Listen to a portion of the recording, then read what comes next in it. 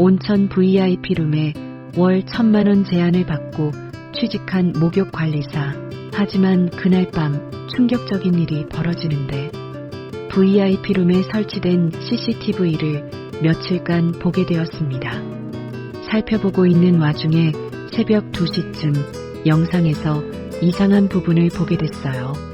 제 방문 앞에서 누군가의 그림자가 어른거렸습니다. 한참 동안 서 있다가 사라지더라고요. 그 다음날, 바로 그 다음날도 누군가 새벽마다 제 방문 앞을 지켜보고 있었습니다. 너무 무서워서 등골이 서늘해졌어요. 공포가 엄습했습니다. 대체 누가 제 방문 앞을 서성이며 돌아다니는 걸까요?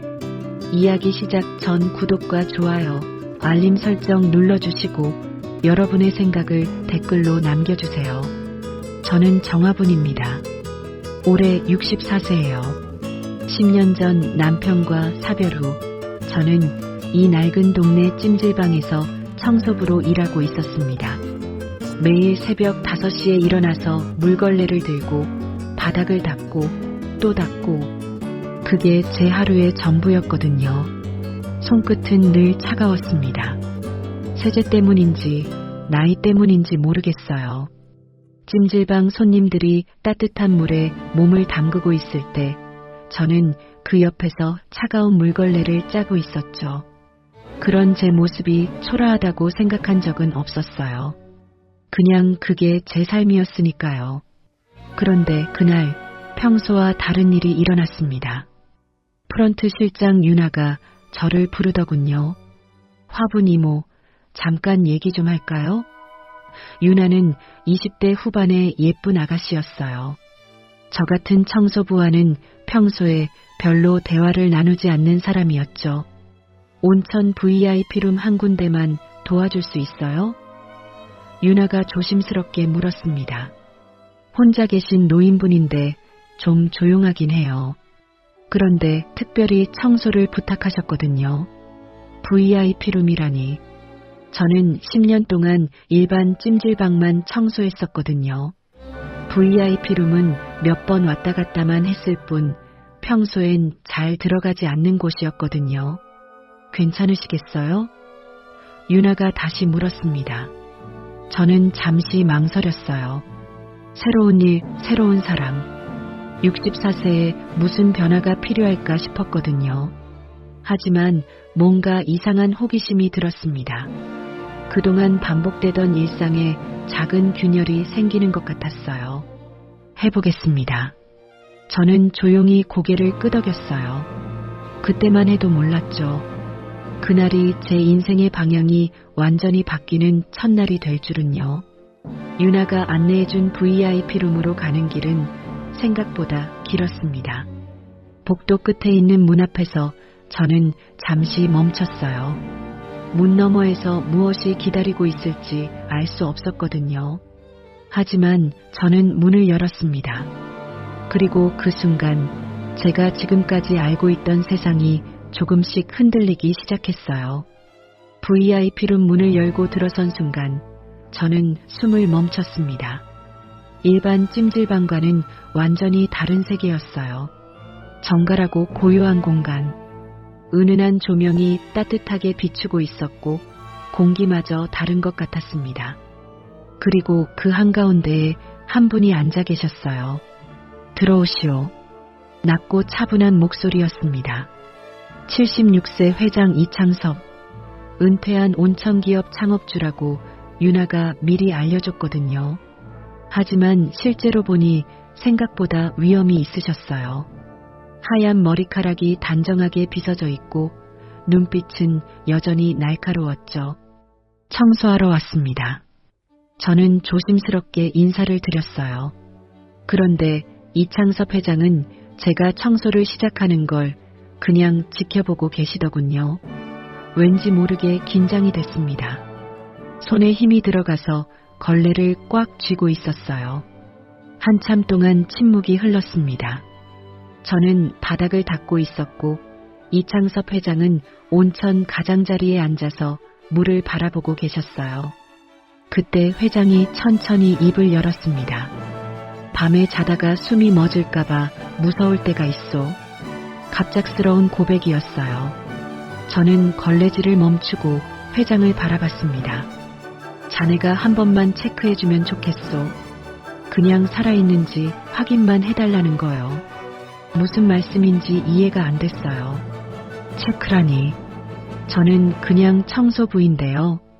그런데 회장의 표정을 보니 농담이 아니었습니다. 진짜로 간절해 보였어요. 그런데 월급은 1,000만 원이요. 회장이 덧붙였습니다. 순간 귀를 의심했어요. 1,000만 원이라고요. 저는 지금 한 달에 150만 원을 받고 있었거든요. 1,000만 원이라니. 그런 돈을 제가 받을 수 있는 건가요? 죄송하지만 무슨 말씀인지 잘 모르겠습니다. 저는 솔직하게 말했어요. 회장은 한숨을 길게 내쉬셨습니다. 혼자 살다 보니 밤이 무서워졌소. 나이가 들수록 더 그래요. 누군가 옆에 있으면 안심이 되는데 자네가 이 VIP룸에 머물면서 가끔 제 안부만 확인해주면 된다오. 머릿속이 복잡해졌어요. 낯선 제안이었습니다. 혹시 숨겨진 의도가 있는 건 아닐까? 위험한 건 아닐까? 하지만 이창섭 회장의 눈빛을 보니 그냥 외로운 노인 같았어요. 생각해 보겠습니다. 저는 그렇게 답했습니다. 그날 밤 집에 돌아가서도 그 말이 계속 머릿속에서 맴돌았어요. 1,000만 원. 그 나이에 내가 또 무슨 기회를 기다려야 하지. 그런 생각이 들었습니다. 결국 저는 이창섭 회장의 제안을 받아들였습니다. VIP룸에 입주한 첫 주부터 이상한 일들이 반복되기 시작했어요. 아침에 일어나면 제 베개 밑에 하얀 손수건이 놓여 있었습니다. 처음엔 제가 깜빡하고 둔 줄 알았어요. 그런데 손수건 위에 뭔가 적혀 있더군요. 이창섭 회장의 단정한 글씨였습니다. 자네 숨소리에 편히 잘 수 있었소. 이런 한 줄 메시지가 적혀 있었어요. 저는 당황스러웠습니다. 언제 이런 걸 써서 넣어두신 거죠? 그리고 제 숨소리를 듣고 계셨다는 건가요? 둘째 날도 마찬가지였어요. 자네가 있어서 안심이 돼요. 셋째 날엔 고맙소. 넷째 날엔 자네 덕분에 악몽을 꾸지 않았소. 매일 아침 베개 밑에서 발견되는 손수건과 메시지. 묘한 감정이 들었습니다. 한편으론 따뜻했어요. 오랫동안 혼자 살면서 누군가가 저를 이렇게 신경 써준다는 게 새로웠거든요. 하지만 다른 한편으론 이상했습니다. 언제 들어와서 이런 걸 놓고 가시는 거죠? 제가 잠들어 있을 때 제 방에 들어오신다는 건가요? 일주일이 지나고 저는 궁금증을 참을 수 없었습니다. VIP룸에는 보안용 CCTV가 설치되어 있었어요. 이창섭 회장께 양해를 구하고 지난 며칠간의 영상을 확인해 봤습니다. 새벽 2시쯤 영상에서 이상한 장면을 발견했어요. 제 방문 앞에 누군가의 그림자가 어른거리고 있었습니다. 한참 동안 서 있다가 사라지더군요. 다음날 새벽도 마찬가지였어요. 새벽마다 누군가 제 방 앞을 지켜보고 있었던 겁니다. 등골이 서늘해졌어요. 혹시 이창섭 회장이 매일 밤 제 방 앞에 와서 지켜보고 계시는 건 아닐까? 아니면 다른 누군가가. 공포가 엄습했습니다. 이 집에 정말 뭔가 있는 건 아닐까? 그날 밤 저는 잠들 수가 없었어요. 문 밖에서 발소리라도 들리면 어쩌나 싶어서 귀를 바짝 세우고 있었습니다. 그런데 새벽 3시쯤 정말로 복도에서 느린 발걸음 소리가 들렸어요. 제 방문 앞에서 멈추더니 한참 동안 그대로 있는 것 같았습니다. 저는 이불을 뒤집어 쓰고 떨고 있었어요. 무서웠습니다. 하지만 한편으론 이상한 생각이 들었어요. 이 집 진짜 뭔가 있다. 그런데 왜 난 떠날 생각이 안 들지? 분명 무서웠는데 동시에 뭔가 끌리는 게 있었습니다. 혹시 이창섭 회장이 정말로 저를 필요로 하는 건 아닐까? 아니면 제가 이 상황에 익숙해져 버린 건 아닐까? 복잡한 마음이었어요. VIP룸에서 지낸 지 2주가 지나자 찜질방에 소문이 돌기 시작했습니다. 제가 일반 구역에서 청소를 하러 나갔을 때였어요. 단골 손님 몇 분이 사우나에서 수군거리는 소리가 들렸습니다. 저 아줌마 여기 청소하던 사람 아니야? 40대 정도 되어 보이는 여성이 다른 손님에게 속삭였어요. VIP룸 들어갔대. 요즘 거기서 산다던데. 목욕탕 청소부가 VIP룸에 사는 건 말이 안 되잖아. 또 다른 손님이 맞장구 쳤습니다. 뭔가 이상하지 않아? 그 나이에 갑자기 그런 곳에 들어간다는 게. 저는 걸레를 쥔 손에 힘이 들어갔어요. 가슴이 뜨거워지면서 얼굴이 달아올랐습니다. 아무렇지 않은 척 청소를 계속했지만 귀에서는 계속 그런 말들이 들려왔어요. 혹시 그 할아버지랑 뭔가 있는 거 아니야? 에이 설마. 그 나이에 무슨. 그래도 이상하긴 해. 갑자기 월급이 올랐다던데. 소문은 빠르게 퍼졌습니다. 며칠 후에는 동료 직원들도 저를 바라보는 시선이 달라졌어요. 예전에는 그냥 화분 이모라고 편하게 불렀는데 이제는 뭔가 어색한 거리감이 느껴졌습니다. 프런트 직원 미영이 조심스럽게 다가왔어요. 화분 이모 괜찮으세요? 20대 초반의 미영은 평소에 저를 잘 챙겨주던 아이였습니다. 사람들이 이상하게 얘기하던데 신경 쓰지 마세요. 하지만 며칠 후 미영마저도 거리를 두기 시작했어요. 화분 이모 거기 계속 있는 거 괜찮은 거 맞아요? 미영의 목소리에는 걱정보다는 의심이 섞여 있었습니다. 혹시 무슨 일 있으면 말씀하세요. 가장 상처였던 건 동료 청소부 순자의 말이었어요. 순자는 저와 비슷한 나이로 10년 가까이 같이 일했던 사람이었습니다. 화분아, 사람들 말이 많아. 조심해. 순자가 저를 구석으로 불러내어 말했어요. 그 나이에 갑자기 그런 일이 생긴다는 게 이상하잖아. 혹시 속은 거 아니야? 그날 저는 청소 도구함에 숨어서 울었습니다.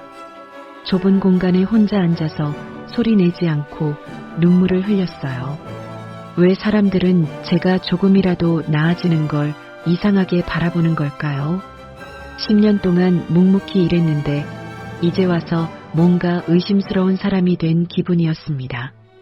저녁에 VIP룸으로 돌아왔을 때 이창섭 회장이 제 표정을 유심히 보셨어요. 무슨 일 있었소? 회장이 조용히 물어보셨습니다. 저는 아무것도 아니라고 대답했지만 회장은 이미 눈치를 채신 것 같았어요. 사람들이 뭐라고 하는가? 회장이 다시 물었습니다. 저는 할 말이 없었어요. 정말로 사람들 말이 신경 쓰였거든요. 혹시 정말 제가 잘못 판단한 건 아닐까 하는 생각도 들었습니다. 그날 밤 이창섭 회장이 조용히 말씀하셨어요. 나도 처음엔 자네가 겁났소. 솔직한 고백이었습니다. 낯선 사람이 갑자기 내 공간에 들어온다는 게 불안했거든. 하지만 지금은 자네가 없으면 숨이 막히오. 회장의 목소리에는 진심이 담겨 있었어요. 가식이나 꾸밈이 전혀 없는 솔직한 마음이었습니다. 자네가 여기 있다는 것만으로도 나는 편안해져. 그게 뭐가 이상한가? 그 말을 듣는 순간 무너졌던 제 마음이 다시 조용히 올라왔습니다. 사람들이 뭐라고 하든 상관없다는 생각이 들었어요. 적어도 한 사람에게는 제가 정말 필요한 존재였으니까요. 한 달 정도 지났을 때 일이었습니다. 그날 밤은 유독 조용했어요. 평소보다 일찍 잠자리에 들었는데 새벽 2시쯤 이상한 소리에 잠이 깼습니다. 물소리였어요. 하지만 평소와는 다른 이상한 물소리였습니다. 저는 조심스럽게 방에서 나와 VIP 온천탕 쪽으로 향했어요. 문을 살짝 열어보니 온천탕에 불이 켜져 있었습니다. 이창섭 회장이 밤늦게 온천을 이용하시는 경우가 종종 있어서 별로 이상하지 않았어요. 그런데 뭔가 이상했습니다. 너무 조용했거든요. 물소리도 들리지 않고 사람 기척도 없었어요. 혹시 회장이 잠들어 계신 건 아닐까 싶어서 조금 더 가까이 다가갔습니다. 그 순간 제 심장이 멎을 뻔했어요. 이창섭 회장이 온천탕 수면 위에 미동도 없이 떠 있었습니다. 얼굴이 물 위로 나와 있긴 했지만 완전히 의식을 잃은 상태 같았어요. 눈을 감고 있었고 입술은 파랗게 변해 있었습니다. 회장님, 저는 소리를 지르며 온천탕으로 뛰어들었어요. 옷을 입은 채로 물에 들어가서 회장을 끌어올리려고 했습니다. 하지만 회장의 몸이 생각보다 무거웠어요. 게다가 물에 젖은 옷 때문에 제 몸도 무거워져서 균형을 잃었습니다. 결국 저도 같이 물에 빠져버렸어요. 물속에서 허우적거리면서도 회장을 놓치지 않으려고 필사적으로 붙잡고 있었습니다. 그때 회장이 희미하게 눈을 뜨시더니 중얼거리기 시작했어요. 이 물이 그 사람이 마지막으로 남긴 온기였소. 회장의 목소리는 간신히 들릴 정도로 작았습니다. 여기서 그 사람과 마지막 시간을 보냈거든. 저는 무슨 말씀인지 이해할 수 없었어요. 일단 회장을 물에서 끌어올리는 게 먼저였습니다. 간신히 온천탕 가장자리로 회장을 옮기고 119에 신고했어요. 다행히 회장은 의식을 잃은 것뿐이었고 생명에는 지장이 없었습니다. 병원에서 돌아온 후 회장이 저에게 천천히 이야기를 들려주셨어요. 5년 전 회장의 아내가 세상을 떠나기 직전 이 VIP룸에서 마지막 시간을 보냈다고 하셨습니다. 당시 아내는 오랜 투병 생활로 몸이 많이 약해져 있었대요.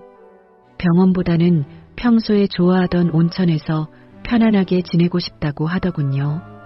회장의 목소리에는 그리움이 가득했어요. 그래서 이 방을 특별히 준비해서 한 달 동안 여기서 지냈소. 매일 이 온천탕에서 함께 시간을 보냈지. 아내는 온천탕에 몸을 담그고 있을 때 가장 편안해했다고 하셨어요. 따뜻한 물이 아픈 몸을 달래주는 것 같다고 말했대요. 그리고 어느 날 밤 온천탕에서 조용히 마지막 숨을 거두었다고 하셨습니다. 그 후로 이 방을 비워둘 수가 없었소. 회장이 계속 말씀하셨어요. 아내의 마지막 온기가 이 물속에 남아있는 것 같아서 혼자서는 도저히 견딜 수가 없었거든. 그제야 모든 게 이해됐습니다. 왜 회장이 밤마다 제가 있는지 확인하러 오셨는지, 왜 이 방에서 누군가와 함께 있고 싶어 하셨는지, 이 VIP룸과 온천은 회장에게 아내의 흔적이 고스란히 남아있는 소중한 공간이었던 거예요. 저는 그날 밤 물속에서 느꼈던 게 무엇인지 알 것 같았습니다. 그건 제 몸이 아니라 이창섭 회장의 기억이었어요. 이곳은 단순한 온천이 아니라 누군가의 깊은 사랑과 슬픔이 고여있는 특별한 장소였습니다. 그래서 자네가 필요했소. 회장이 마지막으로 말씀하셨어요. 혼자서는 이 기억들을 감당할 수가 없었거든. 자네가 있어야 이 공간이 살아있는 것 같아. 물에 빠진 사건 후 며칠 동안은 평온했습니다. 이창섭 회장도 건강해 보이셨고 저도 마음이 한결 편해졌어요. 회장의 아내 이야기를 들은 후로는 이 공간이 왜 이렇게 특별한지 이해할 수 있었거든요. 하지만 그 평온은 오래가지 못했습니다. 그날도 평소와 같은 밤이었어요. 새벽 2시쯤이었는데 갑자기 회장 방에서 낮은 신음소리가 들렸습니다. 처음엔 꿈을 꾸시나 싶었어요. 하지만 신음소리가 계속되더니 점점 커졌습니다. 뭔가 이상했어요. 저는 재빨리 잠옷 위에 가운을 걸치고 회장 방으로 향했습니다. 문을 두드려 봤지만 대답이 없었어요. 회장님, 괜찮으세요? 아무 소리도 들리지 않았습니다. 심상치 않다는 생각이 들어서 문을 열고 들어갔어요.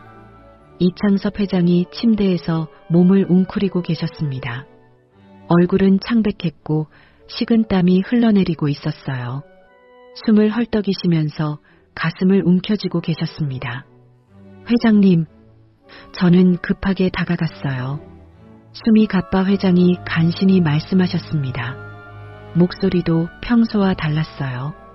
가늘게 떨리고 있었거든요. 저는 회장의 손목을 잡고 맥박을 확인해 봤어요. 맥박이 불규칙했습니다. 너무 빠르다가 갑자기 느려지기를 반복했어요.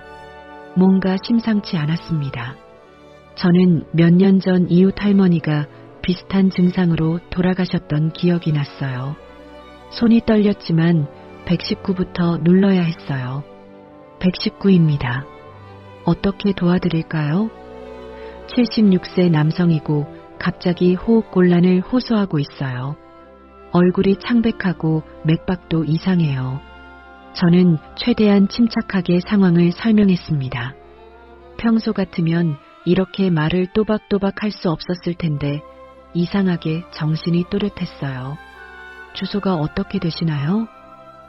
온천 VIP룸입니다. 정확한 주소는 저는 황급히 주소를 알려드렸어요. 환자분을 절대 움직이지 마시고 기다려주세요. 곧 도착하겠습니다. 전화를 끊고 회장을 보니 의식이 흐릿해지고 계셨어요. 회장님, 정신 차리세요. 구급차 곧 와요. 저는 회장의 손을 꽉 잡았습니다. 차가워진 손이 어찌나 안타깝던지요. 몇 분 후 온천 복도에 구급 사이렌 소리가 울렸습니다.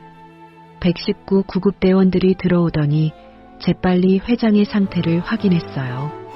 의식 저하, 호흡곤란, 즉시 병원으로 이송하겠습니다.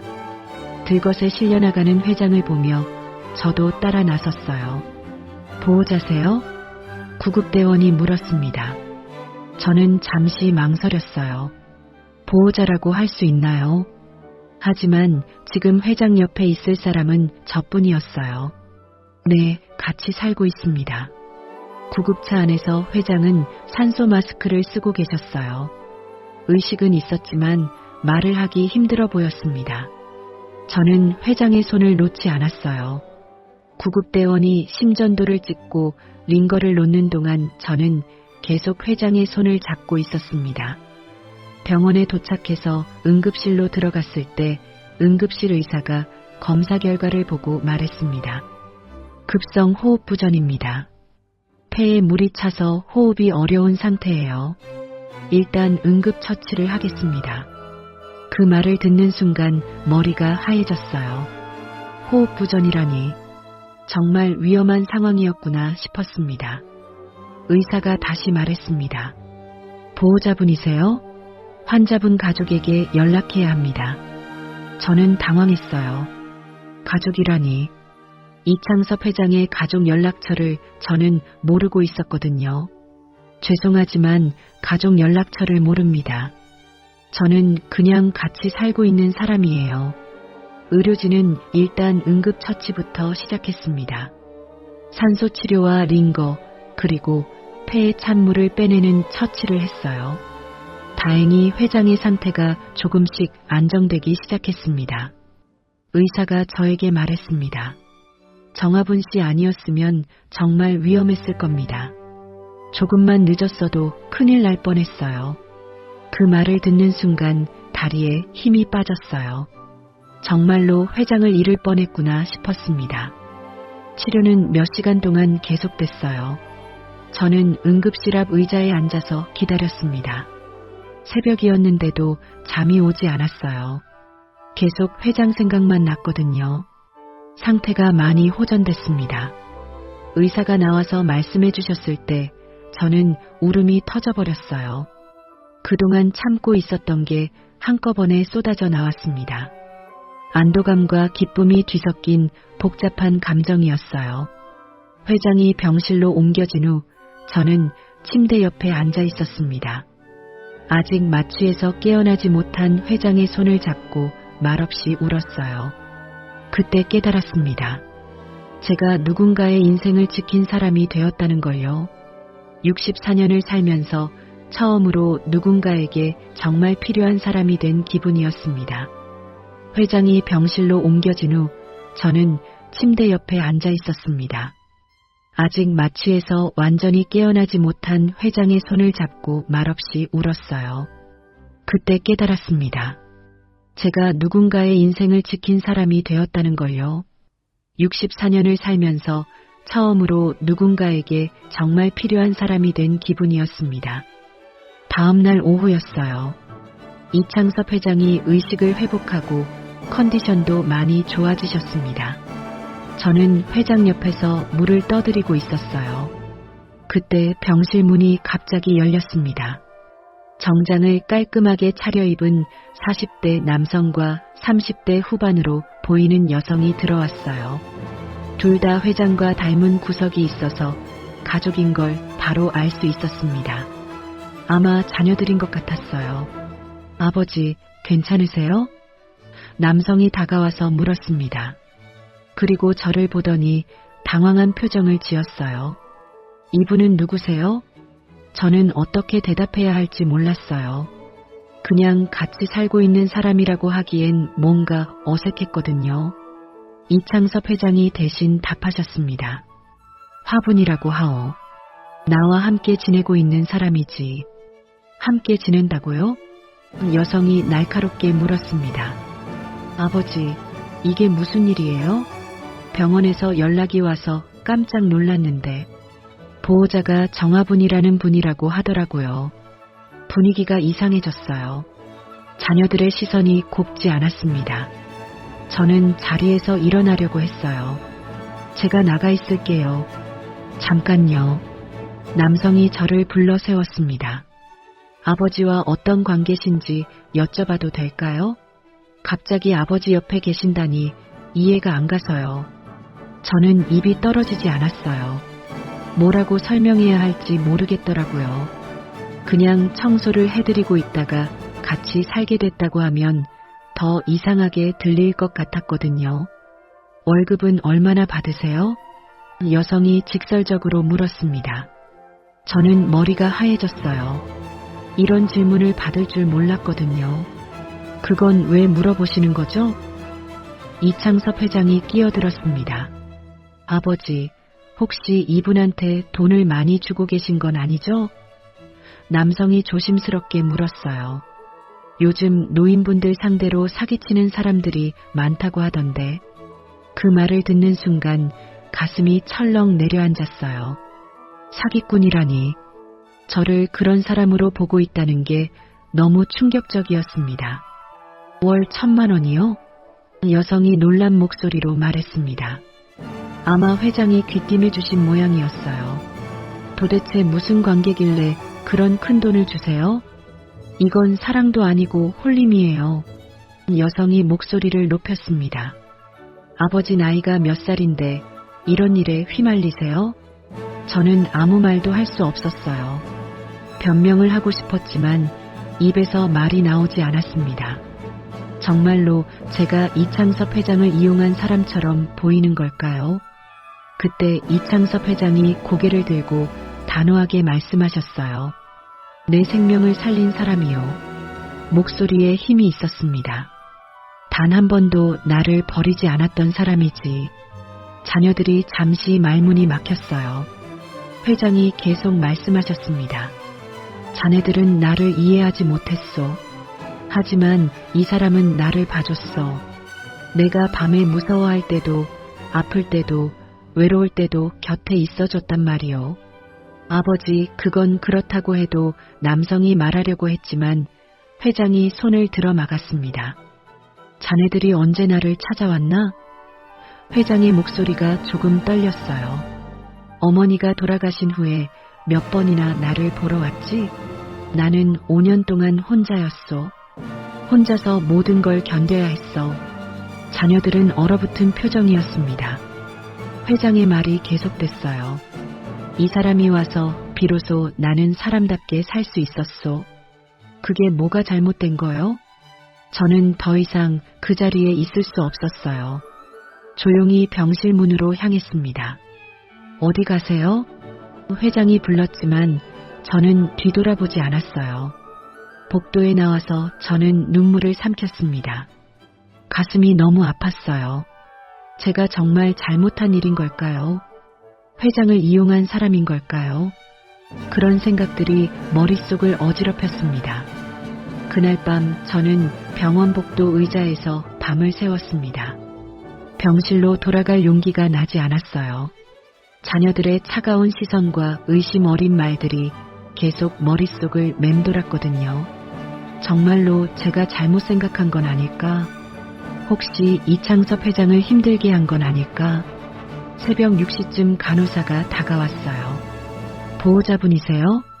환자분이 계속 찾고 계세요. 저는 망설였지만 결국 병실로 향했습니다. 문을 열고 들어가니 이창섭 회장이 혼자 계셨어요. 자녀들은 보이지 않았습니다. 화분아, 어디 갔었나? 회장이 안도하는 표정으로 저를 보셨어요. 밤새 어디 있었소? 복도에 있었습니다. 저는 작은 목소리로 대답했어요. 회장님, 자녀분들 기분 나쁘게 해서 죄송해요. 회장이 한숨을 깊게 내쉬셨습니다. 미안하오. 아이들이 자네에게 상처 주는 말을 했구나. 그리고 잠시 침묵 후에 말씀하셨어요. 아이들은 떠났소. 이해하려고 하지 않더군. 저는 가슴이 아팠어요. 결국 가족들과 사이가 나빠진 건 아닌가 싶었거든요. 제가 없어지는 게 나을까요? 저는 조심스럽게 물어봤습니다. 무슨 소리요? 회장이 놀란 표정으로 저를 바라봤어요. 자네가 없으면 나는 어떻게 살라고? 그때 저는 처음으로 이창섭 회장의 진짜 마음을 알 것 같았어요. 외롭고 무서운 밤들을 혼자 견뎌야 했던 시간들, 아내를 잃고 자녀들마저 멀어진 채로 살아가야 했던 고독함, 그 모든 걸 저와 함께 나누고 싶어 했던 거였습니다. 퇴원 후 VIP룸으로 돌아왔을 때 회장이 저에게 말씀하셨어요. 화분아, 나는 자네가 정식 간병인이기를 바라지 않소. 갑작스러운 말이었어요. 그냥 사람 하나 곁에 있는 삶을 살고 싶소. 저는 그 말의 의미를 곰곰 생각해 봤어요. 간병인이라는 이름이 아니라 그냥 한 사람으로서 옆에 있어 달라는 뜻이었습니다. 의무가 아니라 마음으로 함께하고 싶다는 뜻이었어요. 저도 그래요.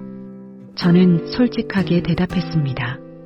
처음에는 일자리 때문에 왔지만 지금은 달라요. 회장님이 제 하루의 이유가 됐거든요. 회장이 제 얼굴을 유심히 바라보셨어요. 화분아, 고맙소. 그리고 처음으로 제 이름을 그렇게 따뜻하게 불러주셨습니다. 정화분이라는 제 이름이 그렇게 예쁘게 들릴 수 있다는 걸 처음 알았어요. 회장님도 고마워요. 저는 눈물이 핑 돌았습니다. 64년을 살면서 누군가에게 이렇게 필요한 사람이 된 건 처음이에요. 그날 밤 저는 오랫동안 잠들지 못했어요. 이상한 감정이 가슴속에서 피어나고 있었거든요. 이게 사랑일까요? 아니면 우정일까요? 돌봄일까요? 이름을 붙일 수 없는 복잡한 감정이었어요. 하지만 이름이 중요한 게 아니라는 생각이 들었습니다. 지금 이 사람이 제 하루의 이유라면 그걸로 충분했어요. 매일 아침 일어나서 회장의 안부를 확인하고 함께 식사하고 때로는 옛날 이야기를 들려주시는 회장의 목소리를 듣는 것. 그게 제 삶의 전부가 됐습니다. 늦은 나이에 처음 피어난 감정이었어요. 젊을 때는 몰랐던 따뜻함이었습니다. 사랑이라고 부르기엔 조금 다르고 우정이라고 하기엔 더 깊었어요. 그냥 서로에게 소중한 사람이 된 것. 그게 가장 정확한 표현인 것 같았습니다. 다음 날 아침 회장이 저에게 말씀하셨어요. 화분아, 우리 이렇게 계속 살면 안 될까? 망설이시는 표정이셨어요. 세상 사람들이 뭐라고 하든 상관없이 말이야. 저는 망설이지 않고 대답했어요. 좋아요. 회장님과 함께라면 어떤 시선도 견딜 수 있을 것 같아요. 그때 저는